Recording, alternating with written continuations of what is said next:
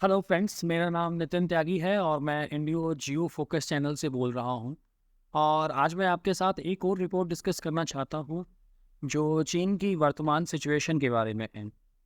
ये report voice of America ने publish की है और उन्होंने बोला है कि चीन की जो वर्तमान स्थिति है और चीन जिस आर्थिक संकट से जूझ रहा है, उसने चेतावनी दी है कि बीजिंग अधिक हमलावर हो सकता है और ताइवान पर अमेरिका के साथ युद्ध का जोखिम बढ़ सकता है।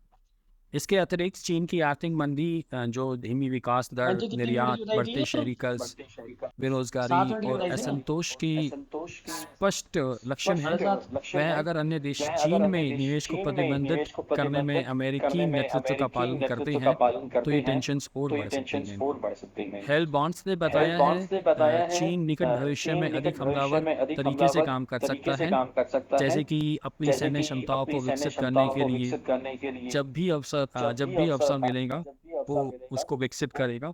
हाइल बॉन्ड्स, जो कि जॉन हॉपकिंस स्कूल में वैश्विक मामलों के प्रमुख प्रोफेसर हैं, उन्होंने बोला है कि ताइवान पर युद्ध का खतरा इस दशक में सबसे अधिक है, क्योंकि चीन में पहले से अधिक सैन्य क्षमता होगी और जैसे ही इसकी आर्थिक स्थिति गिरने लगेगी वो और भी आक्रामक होगा।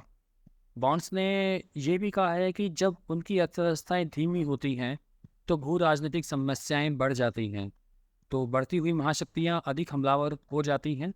वैश्विक शक्ति के रूप में अमेरिका को रिप्लेस करना आसान नहीं होगा और चीन उसके लिए प्रतिबद्ध है, तो जाहिर है संघर्ष की पॉसिबिलिटी है।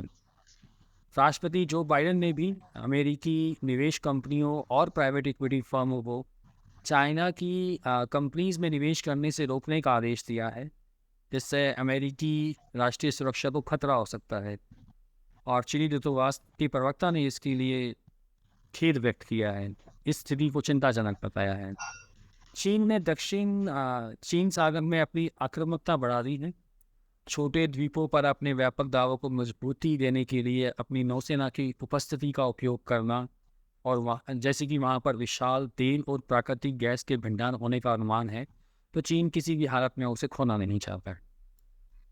बीजिंग ने ताइवान स्ट्रेट में भी अपनी सैन्य उपस्थिति बढ़ा दी है। ताइवान स्ट्रेट और दक्षिण चीन सागर के व्यापार मार्ग वैश्विक अर्थव्यवस्थाओं के लिए महत्वपूर्ण माने जाते हैं। वैश्विक व्यापार का 21% हिस्सा, जो 3.4 ट्रिलियन अमेरिकन डॉलर से अधिक का होता है, जो कि प्रत्येक वर्ष ताइवान स्ट्रेट से गुजरता है। और इधर अटलांटिक काउंसिल के उपाध्यक्ष ने कहा कि चीन की आर्थिक वृद्धि रुक गई है और निकट भविष्य में इसमें गिरावट आ सकती है। उन्होंने चीनी राष्ट्रपति शी जिनपिंग की वास्तविकता को नहीं देख पाने की चेतावनी दी है, जो उन्हें उसी तरह की गलती की ओर ले जा सकती है जैसा कि रूसी राष्ट्रपति व्लादिमीर पुतिन ने यूक्रेन पर कब्जा करने का सोचा था। वह समझता है कि वह चीन को मजबूत बना रहा है और अमेरिका गिर रहा है, इसलिए मुझे डर है कि यह युद्ध की ओर जा सकता है। अंतर्राष्ट्रीय संबंध विशेषज्ञों का मानना है कि युद्ध अक्सर ऐसे ही होते हैं। तो बेसिकली ये रिपोर्ट फ्रेंड्स एक वॉइस ऑफ अमेरिका इंस्टीट्यूट से पब्लिश हुई है। तो मैं इसी रिपोर्ट के बारे में थोड़ा डिस्कस करना चाहता था, क्योंकि मेरा पॉइंट ऑफ व्यू इसमें थोड़ा सा डिफरेंट है। जैसे कि आप लोगों ने देखा होगा और कि जब करना। डोनाल्ड ट्रंप अमेरिका के प्रेसिडेंट थे, तभी से पूरे वर्ल्ड में एक ट्रेड वार स्टार्ट हो गया था। सभी लोग अपने देश के हितों को ध्यान में रखते हुए बहुत प्रोडक्ट को बैन कर रहे थे, और स्पेशली अमेरिका तो डेडिकेटली अपनी ट्रेड डेफिसिट को कम करने के लिए चाइनीज़ प्रोडक्ट को बैन कर रहा था। और फिर आया कोविड-19, उसके बाद चीन की इमेज वर्ल्ड वाइड बहुत गिरी, बहुत चाइनीज़ प्रोडक्ट पूरे वर्ल्ड में बैन हुए। तो मैं ये समझता हूँ कि चीन की जो ग्रोथ जो काफ़ी कम चल रही है या फिर नेगेटिव भी जा रही है, तो उसे चीन ने आर्टिफिशियली कम किया हुआ है खुद में और अपने एक्सपोर्ट्स को कम किया हुआ है, ताकि दूसरे देश पर चला उसकी लेगा जो डिपेंडेंसी है वो काफ़ी कम रहे, जिससे कि अगर कभी उसको फ्यूचर में कभी वार में जाना पड़े या उसको ताइवान को कैप्चर करने के लिए एक छोटे स्केल का कन्फ्लिक्ट भी करना पड़े, तो उसको किसी तरह की अमेरिकी बैन या फिर यूरोपियन बैन की फिक्र ना करनी पड़ेगी। क्योंकि जब कोई देश वार लड़ रहा हो और साथ में आंतरिक विद्रोह भी हो जाए, तो किसी भी देश की सरकार के लिए इसको संभालना उसे काफ़ी मुश्किल, क्योंकि चीन बेसिकली एक डेमोक्रेटिक कंट्री नहीं है, वो एक कम्युनिस्ट कंट्री है, जहाँ पे पावर का चेंज होना या पावर शिफ्ट होना एक लगभग एक इम्पॉसिबल बात है। अगर किसी भी डेमोक्रेटिक कंट्री में कोई भी डेमोक्रेटिक कंट्री अगर वार लड़ रही है और साथ के साथ आंतरिक विद्रोह को भी झेल रही है, तो ज़्यादा से ज़्यादा यही हो सकता है कि वो सरकार चेंज हो सकती है, पावर शिफ्ट हो सकती है, किसी दूसरी पार्टी के पास उसकी पावर जा सकती है।